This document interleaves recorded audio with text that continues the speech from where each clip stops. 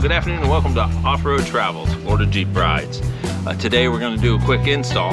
A lot of the clubs that used to use CBs to communicate have moved on to GMRS. I have selected to use a 40-watt Midland radio that I'm going to install in this 2010 today.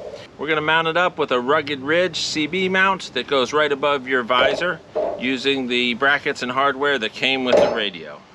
Let's get to that, but before we do, we've already done a video on installing one of these with a CB. You'll see the link below, and then we'll get into wiring up this. And the other thing that I got to go with it is a GMRS antenna. This is going to be mounted up to the front of the Jeep, and it's got the brackets, all the hardware, and everything in it.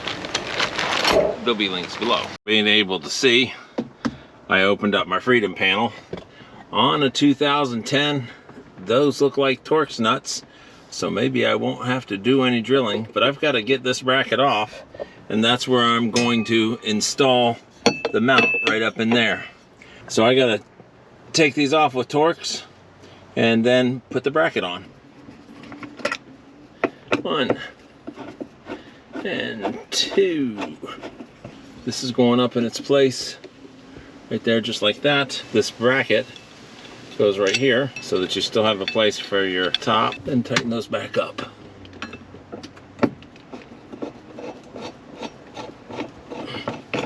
So on this 2010, I did not have to drill anything or put any nut zerts in. I was just able to attach that mount right up to it. And that is that. There you go. Let's open up the radio. Here we go. With this kit, it comes with all the wires that you need. It's a little bigger than my CB, but basically this bracket goes on right there. Easy to take off. It's going to go right up in there just like that. The next thing for me to do is to go ahead and mount this bracket up onto the top up there. That's just going to require a couple screws. I'm just going to use the center one. So this bracket, if you mount it at the bottom, it's going to be really, really close to your rear view mirror. So what I've done is I've taken a small piece of foam. I'm going to put it underneath there. Then that'll keep it nice and stable. From there, I'll go ahead and put my pieces together just like that. That'll hold that. This is going here, right up on top. And that elevated it about 3/8 of an inch to a little bit more. You may not think that that's a lot, but I think it'll be great for what I need. And there we go. Mounts attached. Next, making sure that the radio is right side up.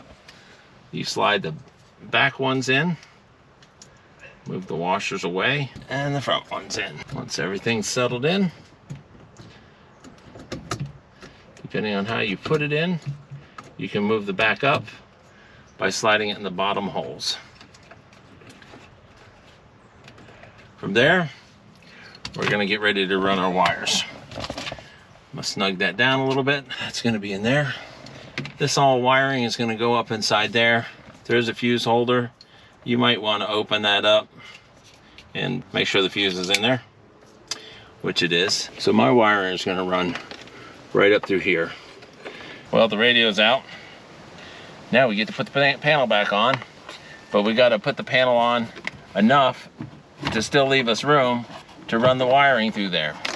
So I'm going to tuck the wiring in afterwards, but I'm going to start with putting the panel on.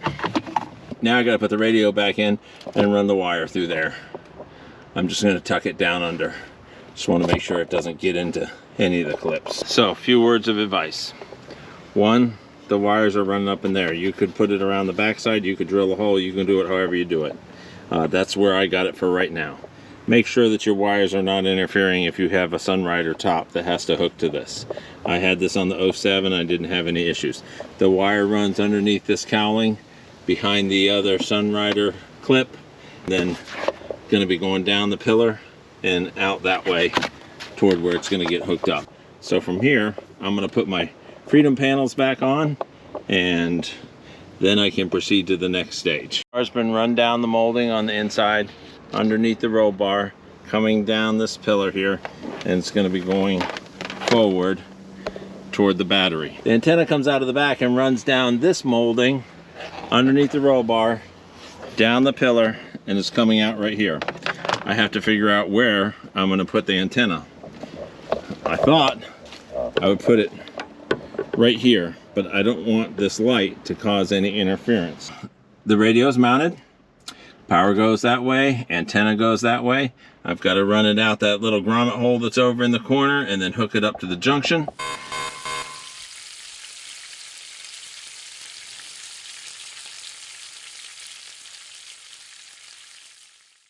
My positive wires are getting run through that little foam hole there. My ground is going to be attached to one of these bolts right in here. We found a grommet hole big enough for the antenna wire to come through, looped it out a little bit so it's not all wrapped up, came down, went underneath here, and went up and attached on this temporary bracket. That'll do it for now till the real bracket comes in. That's using the original bolt. This part goes on the bottom of this, and that's going to go up through there, just like that. And then the antenna is going to be screwed on right there, and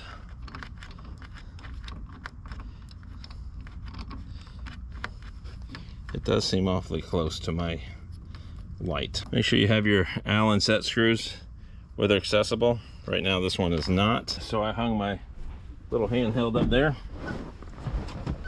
and the button to turn it on is right up on top. I've hung another radio over that way, and I can give it a shot.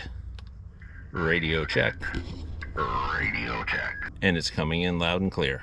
The next thing I have to do is put my meter on there and double check to see if my antenna is at the right height. So I use this SW33 meter. I like it because, one, it's digital. It tests the signal.